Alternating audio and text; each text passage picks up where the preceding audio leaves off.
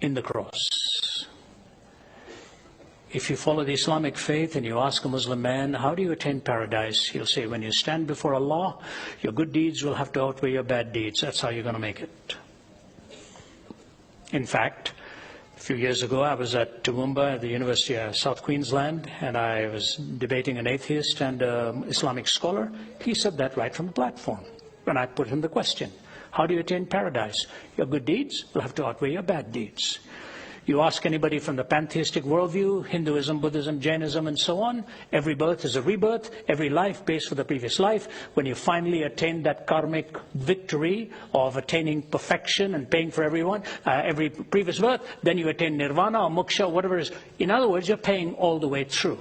You incur a debt with each birth, and you pay for that debt with each rebirth. Look at the story of the prodigal son. This boy goes to his father and is basically telling him, I'm going to treat you as though you're already dead. I want my inheritance now. I don't want to wait till you die. And the father gives him his inheritance. And the boy takes off, squanders it, plunders his own life, finds himself in literally a pigsty out there. And he says, you know, my father's servants are living better than I am. I wonder what he thought. I'd love to go back. I wonder what my dad will do with me. I'll tell you what my dad would have done with me. It's true. My dad was from Kerala. He spoke Malayalam. My mother was from Chennai. She spoke Tamil. I was raised in Delhi, so I was raised speaking Hindi. I speak Hindi and I speak Tamil. Very comfortable in Hindi, quite comfortable understanding Tamil. The only words I know in Malayalam are words of scolding. What my dad gave me. And I won't repeat them for you. You see, in the culture of India, the father as a patriarch held quite supreme. In many parts of India today, you will still see when the sons or daughters-in-law walk in the room, they touch the feet of the dad. First thing, it's a culture that's gone that way for centuries. This boy's taken his dad's money, blown it, and he's going to come back. Would you have ever imagined in an Eastern narrative that the father rushes out of the home to meet him halfway? Totally catching the whole narrative and the listeners off guard. And he comes and wraps his arms around him and said, this my son was dead, is alive, is lost, and is now found. Put on the robe, put on the sandals, put on the ring, let's celebrate. You see, the older brother couldn't handle that, because grace misunderstood will always lead to jealousy. And the marvelous thing about the Christian worldview is you can never earn the right to really be embraced by God. It is His gift to you. It is the provision on the cross. And so you're waiting till you're all right and all cleaned up. You're coming the wrong way. You come as dirty as you are. He's the only one who can clean you up. You know, I was telling the folks at Perth yesterday, not at Perth, at Adelaide yesterday, the time I was in Jerusalem, part of a small delegation with the Archbishop of Canterbury, the former Archbishop George Carey.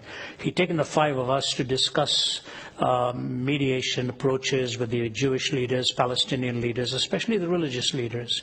And on the last day, we are with one of the four founders of Hamas. His name was Sheikh Talal.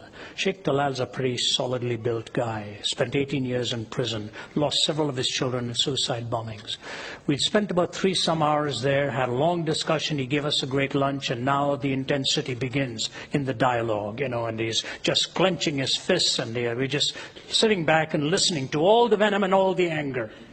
And as it's coming to an end, the Archbishop looks at the five of us and says, if you men want to ask him one question each, keep it brief, and then we'll move on from here. So my turn came. I looked at him. I asked Sheikh Talal a question. I won't tell you what question I asked. But he gave me the answer, and I looked at him. I said, you know, Sheikh, you and I may never see each other again, but I really don't like your answer. I said, I have to tell you that. And I said, I'll tell you why. I said, we're sitting here in Ramallah. I said, not far from here is a mountain. Not far from here. 5,000 years ago, a man you and I respect by the name of Abraham took his son up that mountain to offer his son as a sacrifice before God to demonstrate his faith. Do you remember the story? He said, yes. I said, let's not discuss which son it was. Let's just agree it was his son. He said, yes. I said, and as the axe is about to come down, God stops the arm of Abraham. You remember that story? He said, yes. I said, what did God say? He couldn't remember. I said, God said, stop. I myself will provide. He said, that's right. I said, Sheikh, stone's throw from where you and I are sitting is a hill. It's called Calvary. I said, 2,000 years ago, God kept that promise and took his own son up that hill. I said, Sheikh Talal, this time the axe did not stop. God himself provided. He's just staring at me. I said, I want to say to you this, sir. Until you and I receive the son God has provided, we'll be offering our own sons and daughters on the battlefields of this world for position, land, power, and prestige. There's been dropped silence in the room. And the Archbishop says, I guess we can go now. I figured I'd done it, you know. So we're walking away, and I'm sort of shoulders hunched, about to go down the stairway, and I feel this arm around me. It's the Archbishop. He said, Ravi, that was of God. I said, I sure hope so. And we walked down. And the Archbishop was the guest of honor. We were sort of part of the hoi polloi accompanying him. And so we are all getting into our car, and the Sheikh is ushering the Archbishop to the car, but I noticed he's hurriedly putting him into the car, and he comes running towards me before I got in. I said, here it comes. He turns me around. He's a strong guy. And he's holding my shoulders, and I'm looking him eyeball to eyeball. And he said, Mr. Zacarias, you and I may never see each other again. But you're a good man. You're a good man. I hope I see you again someday.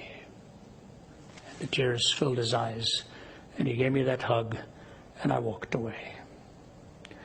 Do you realize the Christian faith is the only faith that talks about redemption?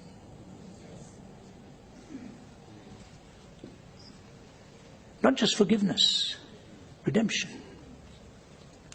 The redemption that comes because of the grace of Christ.